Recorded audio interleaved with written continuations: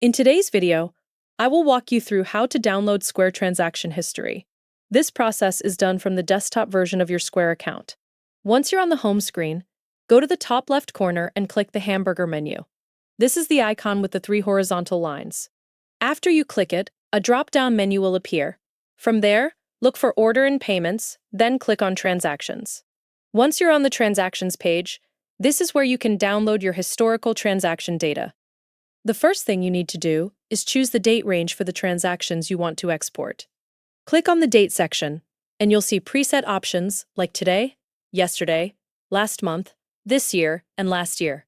You can also enter a custom date range manually by clicking inside the date boxes and selecting your own start and end dates. As you adjust the dates, the transactions in the background will automatically update.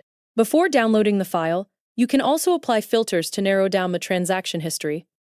Under Payment Methods, you can leave it on all payment methods or filter by card, cash, gift card, or other payment types. You can also filter by transaction type. For example, you can choose payments only or refunds only depending on what you need. Next to that, there's also a status filter, where you can select options like all statuses, completed payments, partially paid, or awaiting capture. There are additional filters available on the page as well. And after setting everything the way you want, the matching transaction history will appear on the screen. To download the transaction history, go to the top right corner and click the Export button. A drop-down menu will appear with several export options.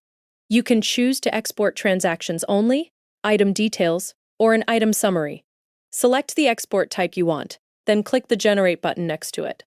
Square will begin processing the export file. Depending on how many transactions are included, this may take a moment. Once the file is ready, you'll see a pop-up near the bottom of the screen with a blue download button. Click the download button, and the CSV file will download to your computer.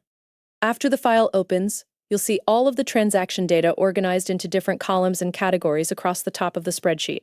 And that's how you download your Square transaction history. Thank you for watching.